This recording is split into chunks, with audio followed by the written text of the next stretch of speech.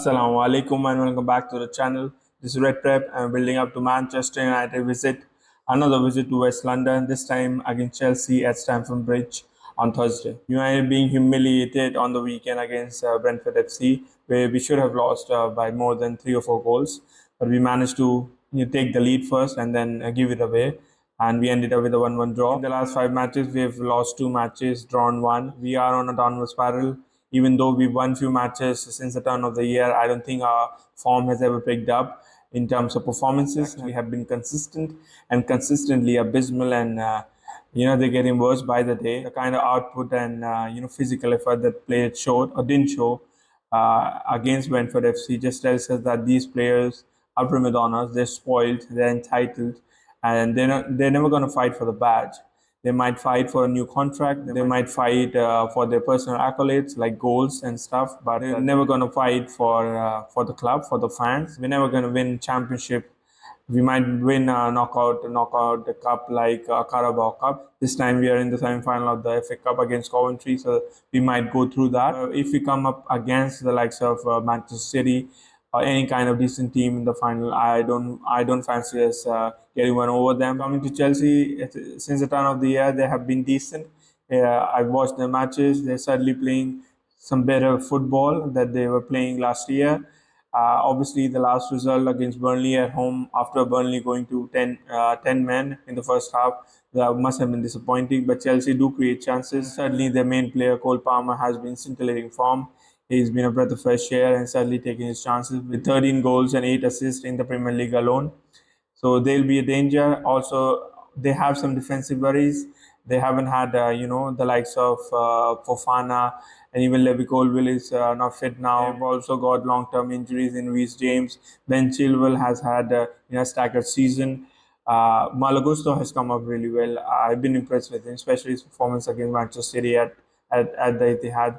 I think Chelsea will be a formidable side even after a disappointing draw on the weekend. I think they'll be out for Manchester United. The United had their best game of the season against Chelsea at Old Trafford. In that game, we fans, let alone Chelsea players, were taken aback by the kind of aggression and pressing we saw from the Manchester United team. But I don't think we're going to see that against Chelsea at Stamford Bridge. I don't see that. I don't see that happening. Also, I don't see Ten Hag dropping the likes of Marcus Rashford and Bruno Fernandes, which I think is necessary step that needs to be taken if we are to get any upturn in our performance, let alone our results. So I think that's not going to happen. I think it'll be another tough day. Coming to head, United have had a decent run of form against Chelsea in last few years. In last 6 matches, I think we've won 2 and drawn 4. Most of our performances have been decent against Chelsea, even at Stamford Bridge, even though we haven't won there in the last couple of seasons. But we drew last year with the last-minute CASEMIRO goal, his header, and I think we played decently against Chelsea at Stamford Bridge. I remember against Mourinho teams, we were completely out of it. We never contested against them at the bridge, and they had that the staggering home record. Sadly, in last 3-4 seasons, we have dominated Chelsea in terms of both the performances and the results. The style of play, of course, Chelsea like to play with the ball. They like to keep the possession, build from the back. Obviously, the standout performer has been Cole Palmer. He's been exceptional in terms of finding the quality in the final third, especially some of his goals. Obviously, a few of them have been penalties, which is also not easy considering that he's just moved to a new club and taking that kind of onus and responsibility on himself. Just tells you about the kind of person he is. Apart from him, Jackson, he's a danger with his pace and physicality, even though he's not the most polished. But certainly, I think he's fit better than HOJLUND has. I think if you take a larger span of matches, then I think Jackson has been better in his overall performance. But obviously, HOJLUND has got few goals over the last couple of months. Chelsea like to attack with their fullback Malagusto, Chilwell, Reece James, all are good in carrying the ball, and obviously with the delivery, they've got quality there.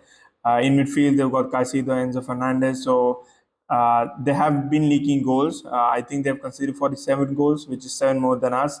So they have got defensive issue for sure. On the day, if they get it right, they can be dangerous. And sadly, we are not good at keeping the ball. So there'll be a clash of styles at Stamford Bridge on Thursday. Coming to the injured man for Chelsea, of course, Cole Palmer, we've already discussed. Nicholas Jackson, Raheem Sterling, even though he hasn't scored much against Manchester United ever, really, even during his Liverpool days and Man City days, he never scored against Manchester United. But he's a danger man. Of course, Madueke scored some cracking goals, but I'm not sure that he's going to start. Mudrik has also got in 4 goals this season in the league. He's got loads of pace, and against Dalo, that could be a good contest. Defensively, they've got a weakness in Cucurella. I think Ben Chilwell got injured on international duty, so I'm not sure he's going to be back for this match. But if he is, then there'll be a boost to Chelsea for sure. I mean, midfield, of course, they've got the pairing of Enzo and Caicedo. I think both have underperformed. They have underwhelmed in their respective roles, but we know they have got qualities, and it just takes. I think it might just take a run of a few games of good results, spark the kind of form that we know that they can show. On the day they can be amazing, and obviously against Brighton, we played against Caicedo in top form, so he's formidable. From Enzo, we haven't seen it in the Premier League, in the World Cup, and also international level. He's shown his quality. A surprise package apart from Cole Palmer has been Gallagher. He is the captain, and he's certainly performing in that capacity, even though he lacks quality on the ball, but in terms of endeavor and his fitness and physical output, I think he's right up there. In the centre back position, Bardishil and Disasi played on the weekend, but Disasi has been a consistent fixture in the team. Not sure about Bardishil. I think he's got talent. Levi Colville is another option in the left centre back position, but I don't think he's fit for this match. Also, Thiago Silva was on the bench on the weekend, so he might be brought in just for experience. Malo Gusto had a hamstring injury on the weekend, so if he has to opt out of the team, I think Disasi will play that position, and Thiago Silva. Even Chalobah, I think if he's back, then he could come in to replace the injured Malo Gusto in the team. Let's move to the tactical board and break down the prospective lineups and football structures for both the teams. I think for Manchester United, we're gonna stick with that stupid 4-2-3-1 formation to start, and then we'll end up with 3-1-6 formation with a hole in midfield, that donor formation that Eric Ten Hag keeps on sticking with. But I think there should be changes in terms of personnel. I think Bruno and Rashford have to be dropped.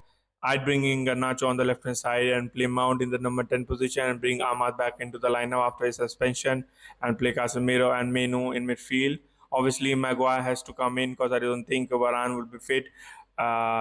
Nor I think Lindelof will be fit, so Martinez will have to come straight back into the team. He looked jaded. He looked underconfident, undercooked against Brentford. So it'll be interesting if he can last the 90 minutes. But if he has to play, then he has to play. If Evans is back, I certainly bring in Evans for Martinez. But I still don't have update in terms of how far along he is in his recovery. I think this will be the lineup. I think HOJLUND has to play a big role. He's been ordinary in last couple of matches against Liverpool and Brentford, and he has to pick up his game and try to hold the ball and bringing other players in terms of developing moves and attacking patterns. He's been abysmal, and his first touch has been a slight tackle. Nonetheless, I think we'll be playing on the counter attack, so he has to do his share, and the likes of Garnacho and Ahmad have to bring quality and provide him with ammunition to score those goals. For Chelsea, they also like to play with 4-2-3-1. Obviously, they've got injury worries. Of course, Malo Gusto might be out for this match with hamstring injury, so I can see Disasi playing in that right back position. Cucurella, I'm not sure if Chilwell is back. If Chilwell is back, of course, he'll come into the match and the starting lineup. I think they'll go with Silva, but they can also go with Chalobah because he has played a run of matches before the last couple of matches. They might opt for more experience, but they might also go for Chalobah for his physicality against the likes of HOJLUND. In midfield, they're set with Caicedo and Fernandes and Gallagher ahead of them as number 10. It's physical, they've got plenty of energy, they run around, and they'll be a tough trio to break down. The quality comes from Palmer, especially in terms of slipping balls to Jackson, and obviously his finishing. He's been clinical this season. I'm opting for Sterling, but they can easily go for Mudrik. Because Sterling hasn't had great matches against Manchester United, but of course he's got experience. And against Dalo, either Sterling or Mudrik, I think Dalo will have a tough match. He's not great in terms of dealing with fast, pacey wingers. So he'll have to up his game, which he has done recently. I think this will be another challenge against him. So I have opted to bring in Wan-Bissaka in the right back position. He's not comfortable on the left hand side, even though defensively he did well against Mohamed Salah, against Liverpool. Attacking wise, he's just a handicap for us. He breaks down all the moves. He cannot pass the ball even 5 yards properly, and he gets boxed in. And it's very easy to press this when Bissaka is playing on the left hand side. He's all right-footed. So I'd bring Dalo on the left hand side. He did well against Saka, against Arsenal, and defensively he's done decently. But I think attacking while he'll give us much more quality. Also coming inside into the midfield role when the likes of Casemiro and Mount move forward. I think Dalo can come in easily and provide the defensive cover and quality on the ball to find those passes into the forward areas to Casemiro, to HOJLUND, or even Mount. Inshallah, United can hold on and just get their goals on the counter attacks and keep a tight ship, which they haven't done all throughout the season. In terms of conceding chances and shots at goal, they're the worst team in the league since February 1st. If Chelsea are giving chances, and especially the likes of Parma, I think we can easily concede 2-3 goals, and I think then it'll be very difficult to recover that kind of damage, and I think the heads would go down and the confidence will slip. So I think it's important that we keep a tight ship and try to get the goal on the counter-attacks in this match. Make no bones about this. The performance and even the result against Brentford has completely knocked us out of the Champions League race for now. I think if we are to get back into that race for top four or top five, I think we need Aston Villa to lose a couple of matches. They have matches against Manchester City and Tottenham coming up, so they might drop some points. But we have to win our matches, especially Chelsea away and then Liverpool at home at Old Trafford, which will require an Herculean task. And I'm not confident that the team is up for it. I don't think Erik ten Hag is good enough to get that accolade even. I don't think he inspires confidence in the team. I don't think he gives any clear plans to the players. Either they run like headless chicken or can't be bothered to run at all. So that's a big conundrum at this club. And with Erik ten Hag having wasted, I think, 18 months already with him, I think until he goes, I don't see any consistent performance from our team.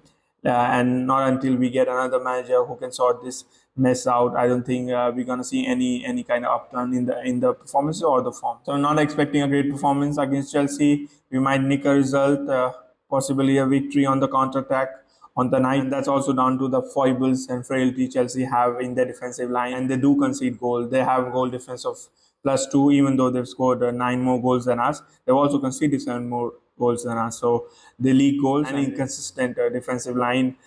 Keeper Petrovic has done well, but I'm still not sold on him.